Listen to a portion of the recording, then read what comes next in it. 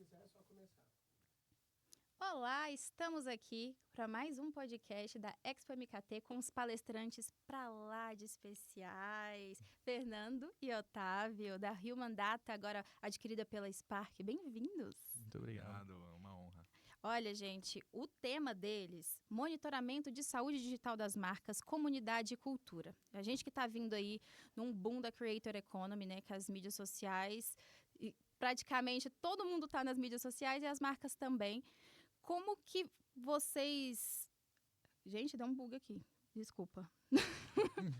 Total. Não, eu também não comi quase nada aquela hora. Tá. Como foi que surgiu a ideia da empresa? Como que vocês se uniram para trazer essa solução para as marcas atualmente?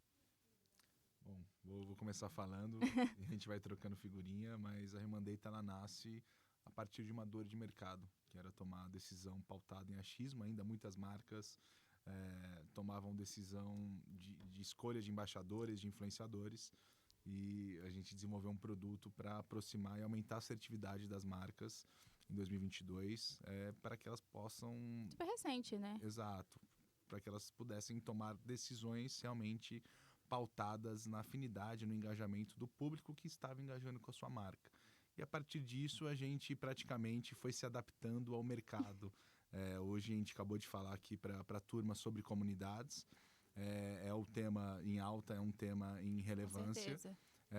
Mas daqui a 2 anos serão outros temas e a gente procurou se adaptar e desenvolver produtos tanto para marcas quanto para agências e também para creators que fizessem sentido das dores do dia a dia que o mercado estava enfrentando. Então, a gente procurou desenvolver realmente batendo sempre numa dor de mercado, assim. E é engraçado que a gente trabalhava juntos, então a gente estava na Percursa, né? A gente estava numa EdTech. Aí um dia a gente falou, vamos largar tudo. Então vocês são de tecnologia mesmo ou são do marketing e trouxeram essa solução? Ele é publicitário, eu sou mais da tecnologia de ciência de dados. Eu já era cientista de dados, já fazia as dashboards Então casou, né? Casou. Praticamente. Pra fazer. Vamos largar Perfeito. tudo. Aí a gente simplesmente saiu, né? Eu pedi demissão, ele também. A gente montou a empresa sem cliente, sem... e foi na raça aí, né? E qual foi a primeira grande marca que vocês atenderam? A primeira grande marca que a gente atendeu foi Marfrig? Marfrig ou Centauro, se eu não me engano, na época. Sim. Unicef. Mas, na verdade, a gente, logo nos primeiros 6 meses, a gente iniciou uma parceria estratégica dentro de uma empresa de marketing de influência. E, a partir disso, também abriram outros caminhos para a gente no decorrer dos anos, principalmente para o desenvolvimento de novos produtos também. Teve um cliente muito importante, foi a Univates, lembra? A gente Sim. conseguiu fechar um contrato Mackenzie. anual com a Univates, então a gente conseguiu ter mais previsão, né? Porque muitas vezes as marcas contratavam a gente para trabalhos pontuais, para campanhas pontuais. E aí, assim, quando você é empresário, todo mês você correr atrás do Dados são muito importantes para tomar decisões. do faturamento do mês. Então você tem uma previsão. Então esses foram clientes muito importantes porque eles tinham um contrato mensal fixo, e que dava aí a gente uma tranquilidade para crescer, contratar. Então foi bem... Tem algum nicho que procura mais hoje vocês para fazer esse monitoramento de comunidades? Beleza, né? Beleza e beleza, moda. bem forte. Principalmente beleza, por conta, primeiro, de muitas marcas que nasceram do digital. Então, algumas marcas mais tradicionais tendem a entender esse equilíbrio, né? Algumas marcas que nasceram do digital estão tomando conta das redes, estão tomando conta do engajamento. Então, que tipo de bolha, que tipo de comunidade que essas marcas tradicionais podem furar para que elas tomem realmente, controlem a narrativa do mercado? Eu acho que em beleza você tem historicamente uma galera muito boa que cresceu, que fez excelentes trabalhos. Eu lembro um trabalho que eu fiz em 2015, 2016 para Boticário. Aí a gente deu que um dos principais influenciadores dos consumidores de Boticário era a Boca Rosa. E aí eles falaram assim, aí numa reunião que a gente teve com eles, a gente falou, a gente conhece ela, mas a gente acha que o público dela não não é muito nosso público. Porque ela fazia uns vídeos super simples, mostrava era super simples. Ela é a cara da marca dela. E aí a Boca Rosa simplesmente hoje tem um império de beleza. Assim, ela foi muito além de ser uma creator Sim. de uma marca grande. Mas ela é uma marca gigante, tão grande quanto muitas outras que são as tradicionais, digamos empresas assim, de beleza, de moda, né? assim.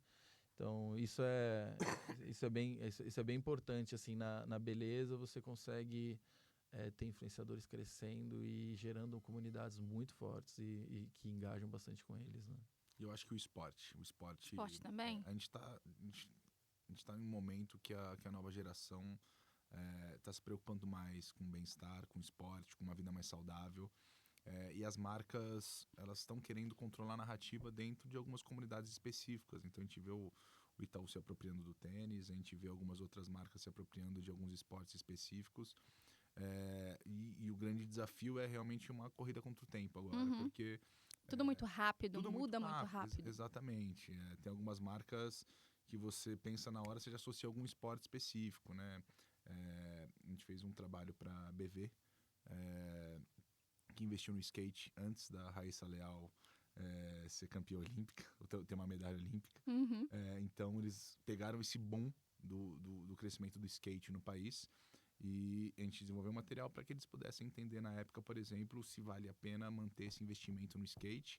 Então eles patrocinam todos os eventos de skate. Hoje eu não tenho certeza absoluta se eles ainda se mantêm, mas na época a validação foi sim, o skate cresceu, teve uma queda, mas se manteve em alta escala. Então faz sentido para a marca continuar se apropriando desse território no país. E eu acho que é uma corrida contra o tempo, contra o esporte, assim. Corrida de rua, tem o beach tênis, tem o tênis.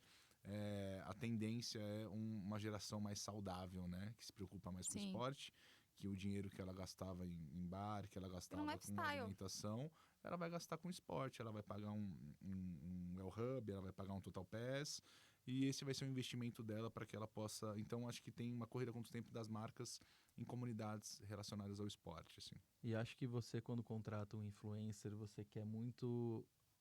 associar os atributos daquele influencer com a sua marca.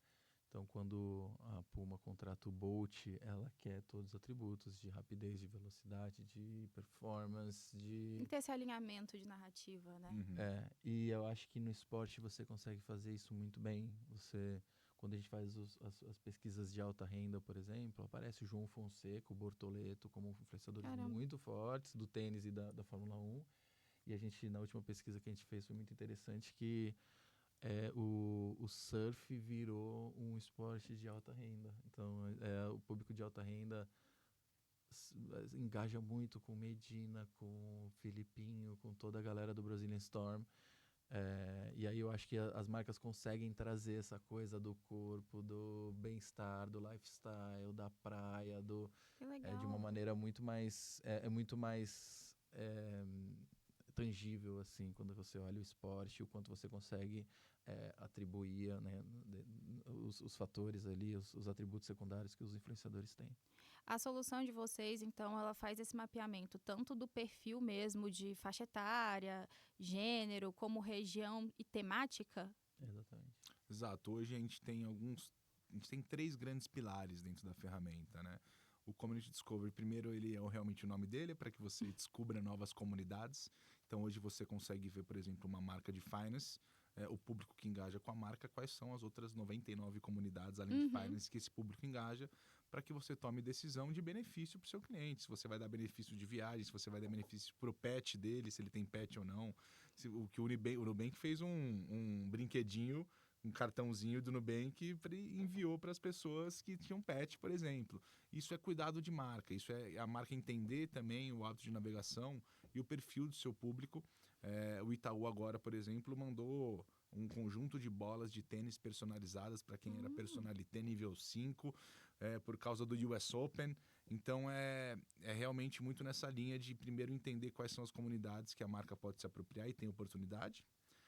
A segunda linha entra numa linha de diagnóstico de creator, então entender... Nossa, essa parte é desafiadora. Exato. O creator que fala de lifestyle, público segue ele por conta de lifestyle, mas o público dele tem diversas outras comunidades presentes. Com A gente certeza. gera oportunidade para creators, por exemplo. A gente identificou que para Sabrina Sato, por exemplo, o público dela tinha um excelente community score para arquitetura. O que significa isso? Significa Caramba. que se ela fizer conteúdo de reforma de casa, fizer uma Vai engajar. série no YouTube, ela vai engajar. Se ela engajar mais, o público dela vai ter um preço maior, porque ela vai ter uma média de engajamento maior. Então, tem estratégia em torno de tudo, assim. E o último pilar, que é super relevante, que a gente consegue mapear perfil socioeconômico do brasileiro. Então, como que os jovens de periferia estão engajando, como que a massa brasileira está engajando, como que idosos de baixa e alta renda engajam no país.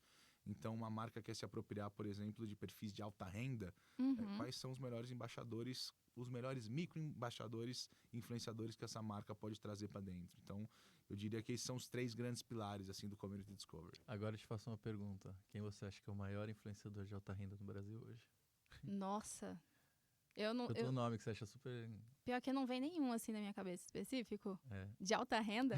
É porque, assim, tem muito fake, né? Então eu não consigo pensar em um de alta renda real. O maior... Então, assim, mas é de grandes creators, né? A Gisele Bündchen hoje é a pessoa que mais engaja Sério? com o público de alta renda. Depois, Perrengue Chique. Perrengue chique é clássico. E em terceiro, a Silvia Brás. Então, Tive abraço faz sentido também. ali a nossa plataforma consegue fazer exatamente isso, e por tamanho de perfil também. Eu quero pegar um médio, um micro. Tanto que dos maiores influenciadores, aqueles que trazem o maior ROI para alta renda, né, são os fotógrafos.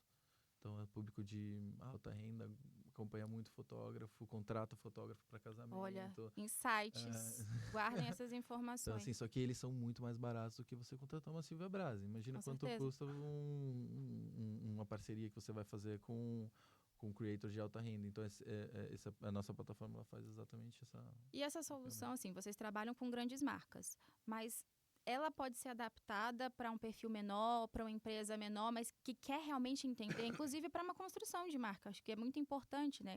Entender o comportamento e quem realmente está acompanhando para auxiliar nesse processo. Tem essa viabilidade? Sem dúvida. É um produto que foi criado... Primeiro que tem um ticket médio baixo.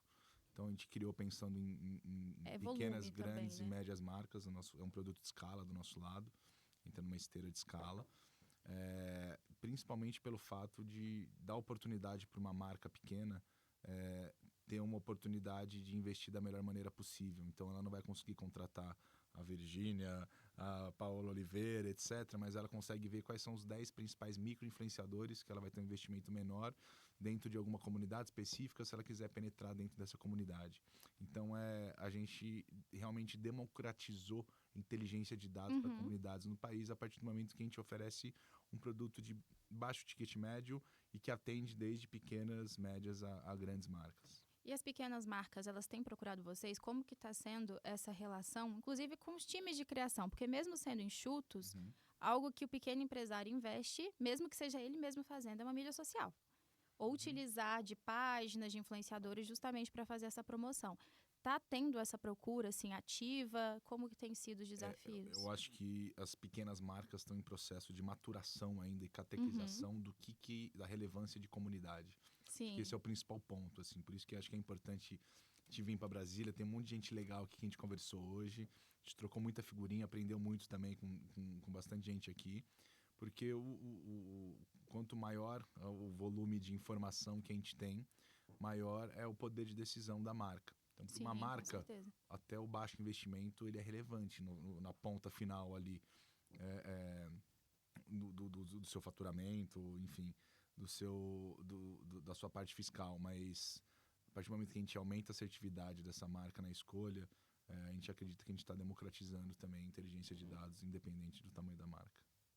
E tem alguma curiosidade sobre a utilização de inteligência de dados ou algum case curioso que vocês possam compartilhar com a gente para a gente passar para o nosso público? Porque quem viu a palestra teve acesso, com certeza. Mas teria algum para compartilhar? Acho que tem um case bem legal, assim, que a gente conseguiu furar bolha para um cliente do setor de energéticos. Para classe C e D, o energético, se eu não me engano, custava R$8 a garrafa de 2 litros, assim. E chegou com um desafio de, cara, preciso furar uma bolha porque eu não consigo concorrer com o Red Bull Monster. E agora a Bali, uma logística incrível, tá passando todo mundo também. Eu vi o crescimento. Exato, então... Em litros é a que mais vende energético no Brasil. Caramba! Então, a gente rodou o Community Discovery e a comunidade de religião e fé deu 40% acima da média nacional. Então, o público que engajava com a marca tinha um engajamento 40% acima da média nacional com a comunidade de religião e fé. E na investigação de um outro produto nosso, que é o Brand Pulse, que ele monitora a saúde da marca, a gente identificou milhares de comentários de brasileiros que falam que estão voltando para casa, 2-3 horas de transporte público, que estão cansados e precisam tomar um energético para aguentar a hora do culto. Então, a marca acaba furando uma bolha de mais de 50 milhões de brasileiros. Tem uma oportunidade. Ela passa a agir de maneira estratégica em comunidades periféricas relacionadas à religião e fé, continua se posicionando com aventura, com esporte, com energia, mas também dentro do trade ela passa a oferecer uma estratégia mais eficaz, assim. Então, acho que esse é um exemplo legal que você acaba furando um pouco, mas a gente tem outros exemplos. E aí, assim, outros 2 públicos que a gente identificou que eram muito fortes, um é de maternidade. Então, as mães que passavam a noite com o filho com febre, que acordavam, amamentavam, no outro dia elas precisam trabalhar. E acordava, tomava energético para pegar a condição e trabalhar e seguir o dia para aguentar, né? Exatamente. E outro público é que o energético virou um pré-treino também de classe C.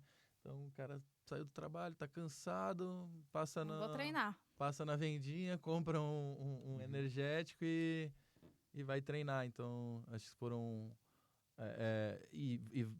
como a gente monitorou várias, tem outras que são mais óbvias, como o público do rolezinho, que toma o copão, tinha o público de festa sertaneja, tinha um público muito grande de profissionais da segurança que trabalham de madrugada, de caminhoneiros, muito forte também. Então, assim, e a gente metrificou e deu pesos a isso, né? O interessante é isso, metrificar esse comportamento, porque nós, como profissionais da comunicação e do marketing, precisamos de dados. E muitas vezes vai da observação. E a gente estava até conversando, né, sobre como que essas comunidades, elas têm se criado no ambiente digital.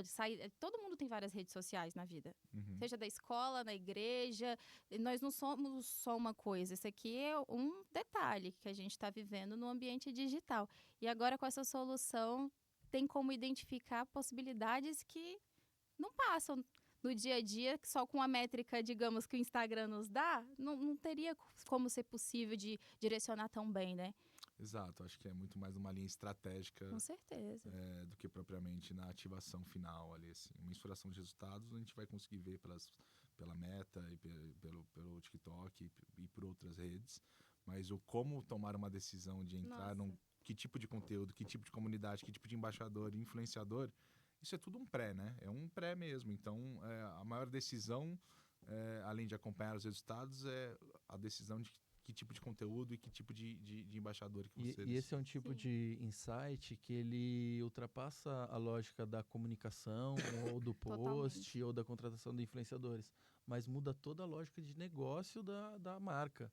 Então, assim, ela precisa ter uma capilaridade, precisa ter uma distribuição perto de igrejas evangélicas, perto de academias, porque não adianta a marca, né, vai fazer uma comunicação para aquele público, aí o cara vai comprar lá e ele não vai achar. Então, isso muda a lógica de distribuição, de precificação, de comunicação. E aí, eu acho que... As segmentações de campanha, totalmente, assim. Vão lá naqueles 4 Ps lá, né? Não, eu acho interessante, eu tô doida, gente, para colocar isso no meu trabalho do dia a dia também. Porque eu trabalho com brand PR de marca de beleza. E aí, a gente tem esse desafio de estar mapeando perfis que atendam aos briefings, que são muito direcionados. E, às vezes, tendo esses insights para poder encontrar, seria outra realidade. Otimizaria bastante e seria, com certeza, muito mais efetivo, né? Gente, gostei muito de saber. Eu queria ter assistido a palestra, infelizmente não deu tempo hoje, mas ficamos muito felizes. Bem-vindos a Brasília sempre. Estamos encaminhando aqui para o final da entrevista. E eu estou sempre pedindo para todos os palestrantes darem uma indicação de leitura, que um ponto que nós falamos bastante aqui foi de construção também de repertório para poder agregar nas estratégias de marketing.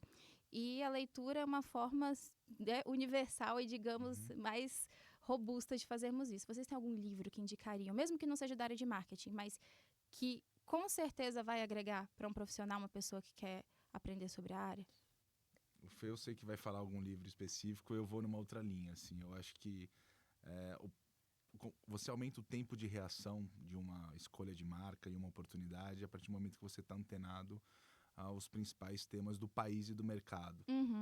E aí trago para um ponto que hoje, com inteligência artificial, você consegue montar o seu próprio repertório de leitura diário. Verdade. Então, os principais temas do país, os principais temas do seu negócio, da sua área, para que você tenha realmente tempo de reação para aproveitar uma oportunidade. Então, minha dica é que estejam antenados, independente da sua área ou não, para que você realmente entenda a cultura do brasileiro, entenda para onde que o caminho está, para onde que o país está caminhando, e sim cruze com a sua área, como você pode aproveitar isso. Perfeito. Eu, como dica de leitura, a minha primeira dica de leitura é: leia livros que você ama e que você não consegue parar de ler em um segundo. Eu acho que as pessoas estão querendo ser muito mais produtivas na leitura do que elas precisam e acabam indo muitas vezes ir em livros só que elas vão aprender alguma coisa. E eu amo, por exemplo, livros de detetives, policiais, de suspenses. São os que eu mais gosto, na realidade. Paciente Silenciosa, Empregado. Adoro esse tipo de livro. Então, assim, intercale livros e conteúdos densos, mas também use a leitura como fonte de relaxamento, de organização. A gente recebe muita comunicação. A gente vive com uma bombardeada de informação. Então, quando você está lendo o livro que te vai chegar nesse lugar, eu acho que é muito importante para a leitura também ser prazerosa, para a gente poder ter outros tipos de leitura também, que são aquelas que... E a gente aprende também com esses livros, mesmo que sem perceber, a gente aprende bastante com as leituras. Por isso que a gente é sócio. Mas ele falou totalmente diferente do que eu falei. Mas tem um livro de trabalho que eu gosto muito, assim, que para mim que é o algoritmo... a tradução é algoritmo mestre, provavelmente.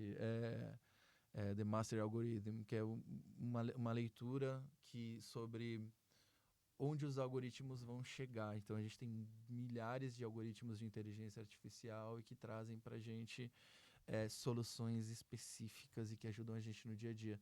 Mas o futuro do algoritmo, ele tá indo para um lugar em que a discussão dele é que a gente vai chegar num algoritmo mestre, que ele é o algoritmo de tudo que a gente precisa. E esse algoritmo vai ditar as ferramentas de inteligência artificial para os próximos anos. É um livro de um português, eu esqueci o nome do português. Já anotem. Mas o Obama que indicou esse livro um dia numa entrevista e eu ali achei absurdamente bom, assim. Então, para quem quer desenvolver um pouco essa ideia de conceitual de inteligência artificial para não ficar no raso do Claude, GPT, essas coisas do dia a dia, eu acho que é um livro que provoca muito a gente pensar a estrutura da inteligência artificial, uma infraestrutura de uma maneira mais densa e mais profissional, sabe? Interessante, já vou colocar isso na minha lista também. A sua sugestão também já está na lista, já estou fazendo para poder utilizar. Ele gosta tanto disso que ele criou uma ferramenta de inteligência artificial que manda todo dia para ele de manhã um e-mail mostrando as notícias. Eu olho newsletters, eu assinei várias. E ele criou a dele, a newsletter Otávio Hereno. Então. Bem, essa curadoria dele do que Sim, a curadoria do que interessa para ele, exatamente. Muito bom. E os livros também de ficção. Eu sou dessa linha, não posso falar nada, tenho vários, li alguns. Gente, é isso, muito obrigada, viu? E espero que a gente possa ter outras oportunidades. Venham a Brasília sempre, trago o conhecimento de vocês. E pode saber que a gente vai estar conversando, que eu quero trazer essa solução para o trabalho de RP. Obrigada. A gente que agradece muito, né, o convite, estar aqui em Brasília é muito especial sempre. Não só pelo bom trabalho que os publicitários aqui fazem, pelas inspirações que a gente tem, mas por toda essa recepção que a gente tem aqui. Brasília é sempre um lugar que recebe a gente muito bem, a gente ama estar aqui, sempre que chamados estaremos. Maravilha. Bem-vindo sempre. Obrigado, a gente foi super bem recebido e com certeza a gente está voltando para São Paulo com uma bagagem mais, mais pesada aqui de conhecimento pela troca que a gente teve ontem e hoje também no evento com todos os palestrantes e participantes também. Então foi uma honra.